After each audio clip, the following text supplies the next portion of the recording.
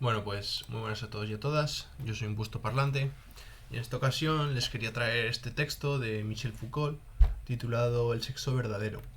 Es un, es un breve prólogo que escribió Foucault para la edición estadounidense de la obra de las memorias de Herculine Barbin, una persona intersexual importantísima en la historia de la sexualidad del siglo XIX. Y este texto se publicó posteriormente en una obra que publicó Gallimard, donde recopila bastantes textos de Foucault, titulada Dichos y Escritos. La obra es esta, se la voy a enseñar para que la vean. Lo que pasa es que yo tengo el volumen 1 y este texto se publicó en el segundo volumen, ¿de acuerdo? Tienen aquí en Gallimard, ¿vale? Este es el primer volumen, que es un libro que tiene 1300 páginas, no, mal, 1700 páginas. Y ya digo, es un recopilatorio de textos así breves de Foucault y demás, ¿no? Bien. Bueno, entonces pues eso, vamos a leer este texto, a ver qué tal. Tiene 12 páginas, más o menos, entonces a ver lo que me cuesta leerlo, espero que no más de media hora. Venga, vamos allá. ¿Verdaderamente tenemos necesidad de un sexo verdadero? Con una constancia que roza la cabezonería, las sociedades del occidente moderno han respondido afirmativamente.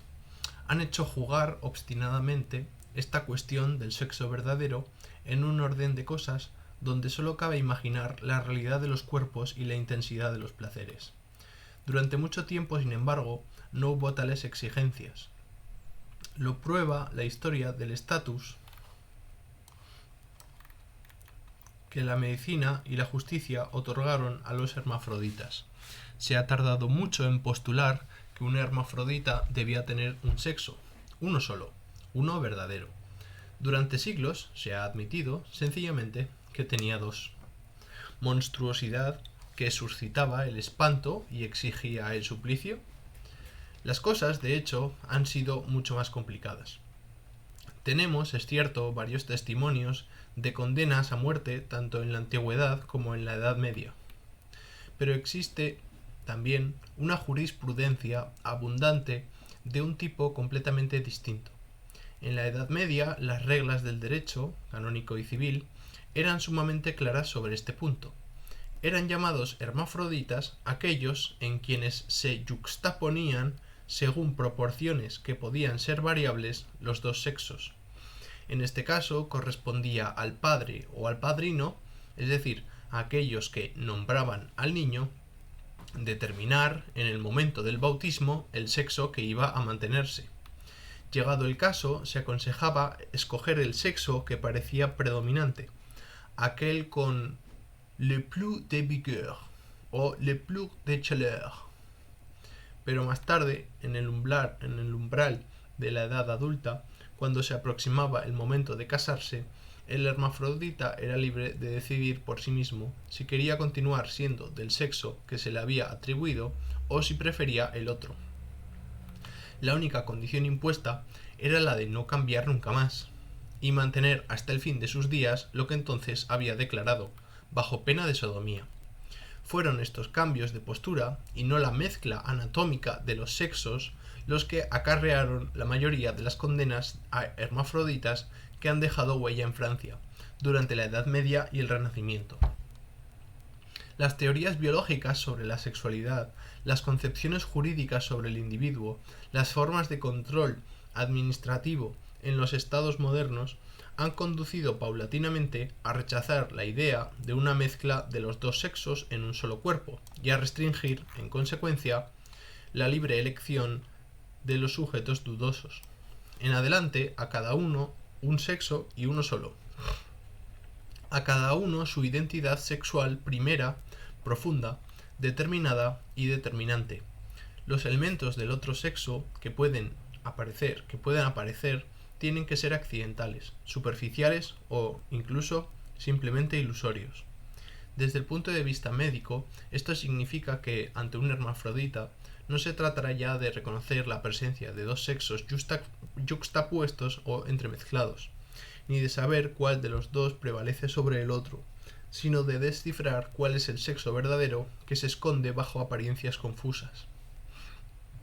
De alguna manera, el médico tendrá que desnudar las anatomías equívocas hasta encontrar detrás de los órganos que pueden haber revestido las formas del sexo opuesto el único sexo verdadero. Para quien sabe observar y examinar, las mezclas de sexo no son más que disfraces de la naturaleza. Los hermafroditas son siempre pseudohermafroditas. Tal es al menos la tesis que tuvo tendencia a imponerse en el siglo XVIII, a través de un cierto número de casos importantes y apasionadamente discutidos. Desde el punto de vista del derecho, esto implica, evidentemente, la desaparición de la libre voluntad de elegir. Ya no corresponde al individuo decidir de qué sexo quiere ser, jurídica o socialmente. Al contrario, es el experto quien determina el sexo que ha escogido la naturaleza, y al cual, por consiguiente, la naturaleza debe exigirle que se atenga. La sociedad debe exigirle que se atenga. La justicia, si es preciso acudir a ella, cuando por ejemplo se sospecha de alguien que no vive de acuerdo con su sexo verdadero y se ha casado fraudulentamente, tendrá que establecer o restablecer la legitimidad de una naturaleza que no ha sido reconocida de forma suficiente. Pero si la naturaleza, en virtud de sus fantasías o accidentes, es capaz de equivocar al observador, ocultando durante un tiempo el sexo verdadero, se puede también sospechar que los individuos disimulan la conciencia profunda de su sexo verdadero y aprovechan determinadas extravagancias anatómicas para servirse de su propio cuerpo como si fuera de otro sexo. En una palabra, las fantasmagorías de la naturaleza pueden promover los extravíos del libertinaje. De aquí el interés moral del diagnóstico médico del sexo verdadero. Sé bien que la medicina de los siglos XIX y XX ha corregido muchos aspectos de este simplismo reductor. Nadie sostendría hoy que todos los hermafroditas son pseudo, incluso si se restringe considerablemente un dominio en el cual se hacían incluir en otro tiempo confusamente numerosas anomalías anatómicas diferentes, incluso si se admite también, aunque sea con mayores dificultades, la posibilidad de que un individuo adopte un sexo que no es biológicamente el suyo. Sin embargo, la idea de que, al fin y al cabo, se debe tener un sexo verdadero está lejos de haber desaparecido por completo. Sea cual sea la opinión de los biólogos sobre este punto, se mantiene, aunque sea difusamente, la creencia de que entre el sexo y la verdad existen relaciones complejas, oscuras y esenciales. No solo en la psiquiatría, el psicoanálisis o la psicología, sino también entre la gente de la calle. Se es, ciertamente, más tolerante con aquellas prácticas que transgreden las leyes, pero se continúa pensando que algunas de ellas insultan a la verdad. Un hombre pasivo, una mujer viril, gente del mismo sexo que se ama entre sí, puede que se esté dispuesto a admitir que todo esto no constituye un grave atentado contra el orden establecido, pero también se suele considerar con facilidad que existe en ellas algo así como un error. Un error entendido en un sentido filosófico más tradicional, una manera de proceder inadecuada a la realidad. La irregularidad sexual pertenecería, más o menos, al mundo de las quimeras. Por esta razón, resulta fácil abandonar la idea de que tales conductas son criminales, pero no tanto la sospecha de que se trata de ficciones involuntarias o consentidas, pero en cualquier caso inútiles y que valdría la pena erradicar. Despertad, jóvenes, de vuestros gozos ilusorios, despojaos de vuestros disfraces y recordad que no tenéis más que un sexo, uno verdadero. Por otra parte, se admite también que es en el terreno del sexo donde hay que buscar las verdades más secretas y profundas del individuo, que es allí donde se descubre mejor lo que somos y lo que nos determina. Y si durante siglos se ha creído necesario ocultar las cosas del sexo porque resultaban vergonzantes, ahora se sabe que es precisamente en el sexo donde se ocultan las partes más secretas del individuo, la estructura de sus fantasmas, las raíces de su yo, las formas de su relación con lo real.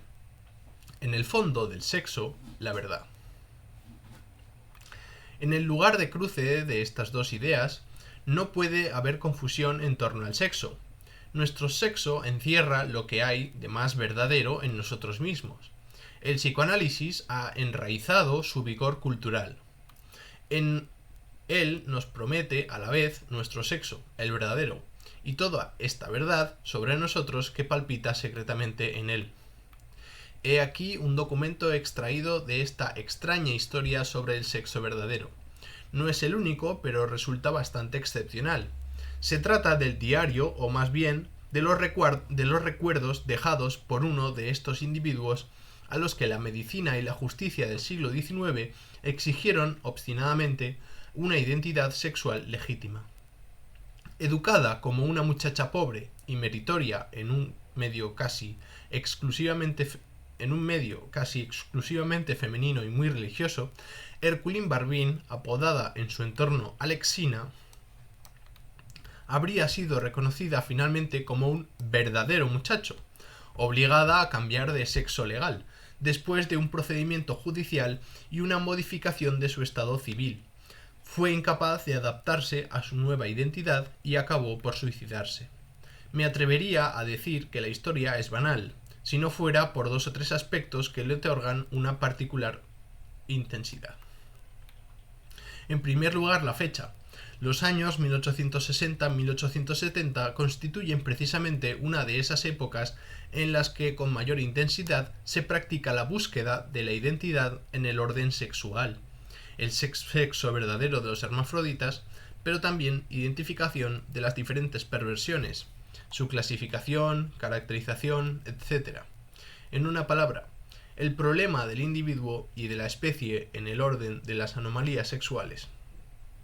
Así se publica en 1860 con el título de Cuestión d'identité, en una revista médica, la primera observación sobre Alexine Barbin, y es en un libro sobre la cuestión médico-legal de la identidad, donde Tardieu publica la única parte conocida de sus recuerdos.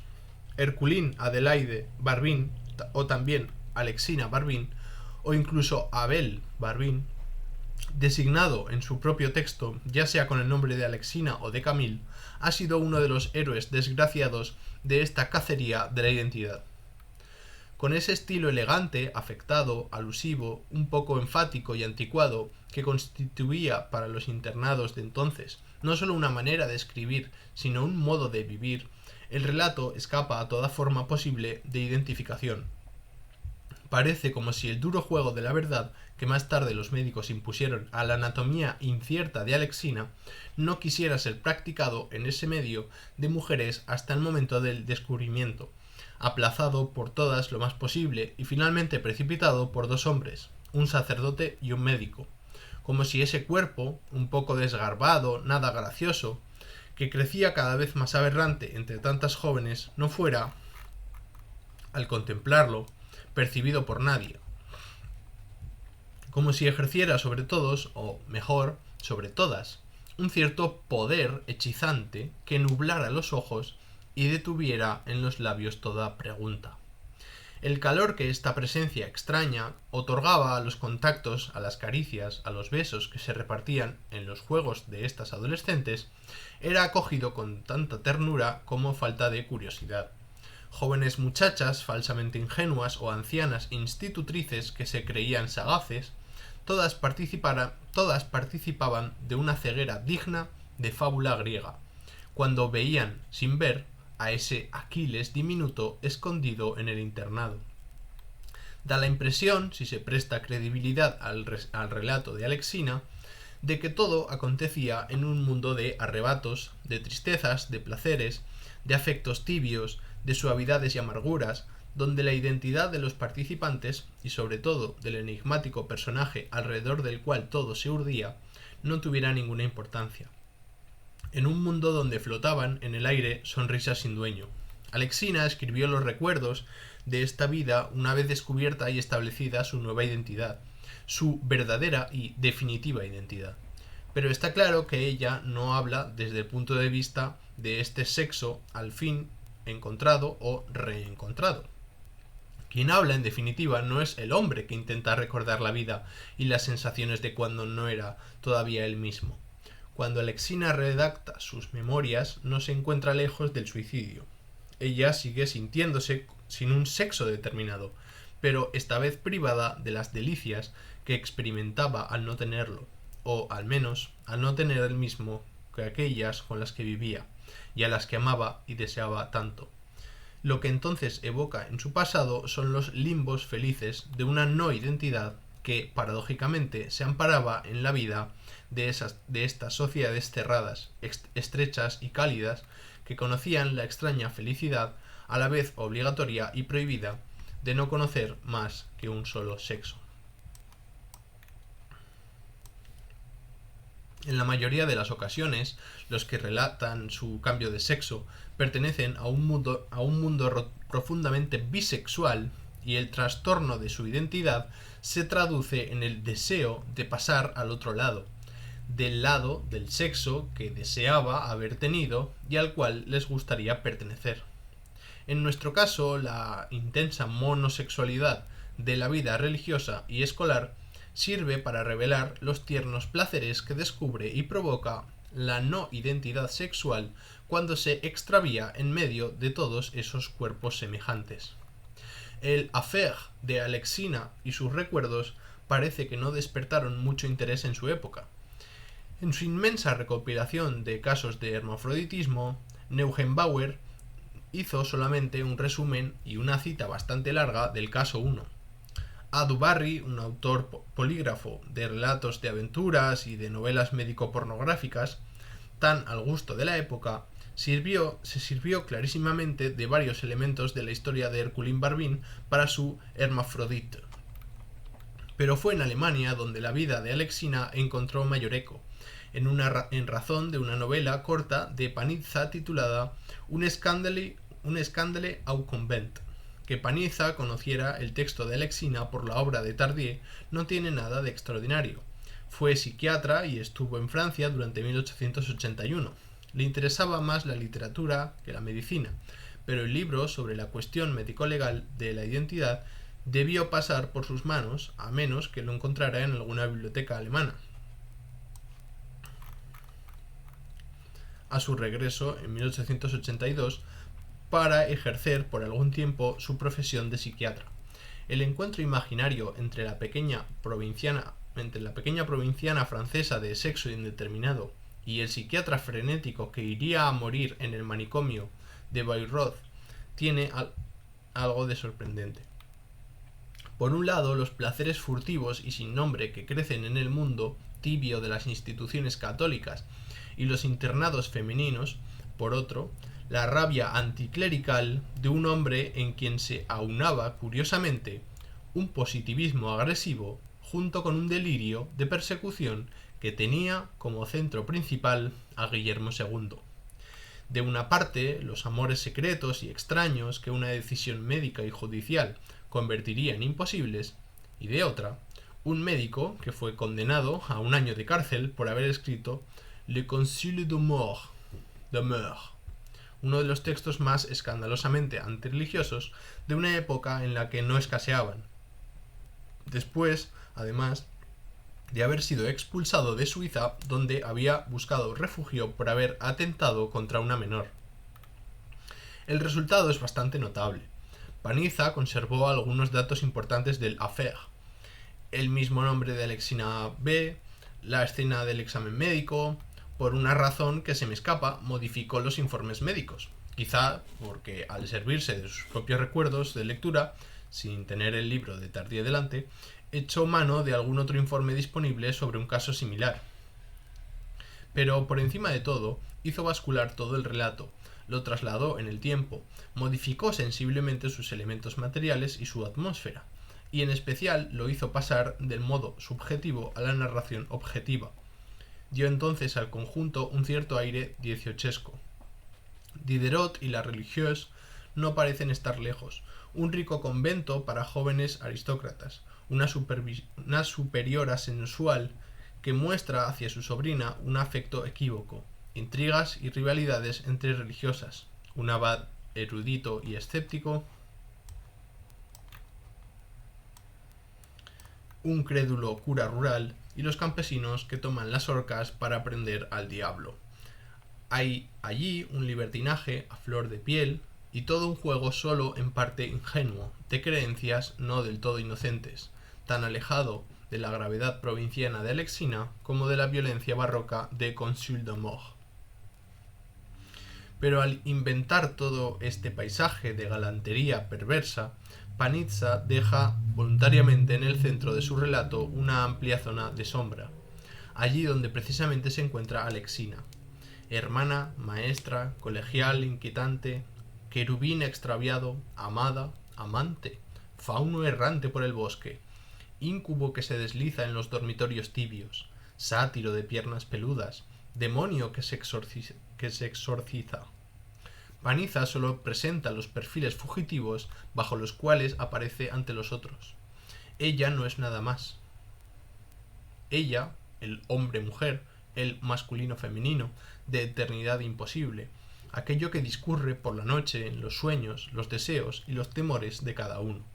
Panizza solo ha querido hacer de ella una sombra sin identidad y sin nombre, que se desvanece al final del relato sin dejar rastro. No ha querido ni fijarla a través de un suicidio, que le permitiera llegar a ser, como Abel Barbín, un cadáver al que los médicos curiosos acabaron por atribuir la realidad de un sexo mezquino. Si he acercado estos dos textos, ha sido en primer lugar porque los dos pertenecen a este final del siglo XIX que tan obsesionado ha estado con el tema del hermafrodita, un poco como el siglo XVIII lo estuvo con el travesti, pero también porque ambos permiten ver la estela que ha podido dejar esta pequeña crónica provinciana apenas escandalosa en la memoria desgraciada de quien fue su personaje principal, en el saber de los médicos que intervinieron y en la imaginación de un psiquiatra que, a su manera, caminaba hacia su propia locura. Bueno, pues hasta aquí el texto. Espero que les haya gustado. Les dejaré la referencia en la descripción, pero bueno, ya les he dicho dónde lo pueden encontrar, ¿no? En Dichos y Escrito, en volumen 2. Tengo intención de leer un texto un poco extenso, pero bueno, ya haremos varios capítulos y ya está, ¿no? Sobre la cuestión del descubrimiento del sexo a través de un texto de Thomas Laqueur. Y también les quería dejar en la descripción un par de videos de Francisco Vázquez García, creo que se llama, sobre la cuestión de la sexualidad. Es un experto catedrático en historia de la sexualidad y un experto en Foucault también. Y creo que les puede ser de utilidad a la hora de formarse en lo que refiere a la filosofía de la sexualidad y a todo este tipo de cuestiones que giran en torno a la idea de sexo, ¿no? O la idea de género, o la idea de todo este tipo de idea de sexualidad y todo lo que refiere a la conceptualización de las relaciones sexuales entre seres humanos, ¿no? Y en general, ¿no? Las relaciones entre seres humanos y dioses, pues supongo que también lo estudiarán los mitólogos, ¿no? Pero bueno, lo dicho. Espero que os haya gustado y nada, nos vemos en la próxima. Un saludo.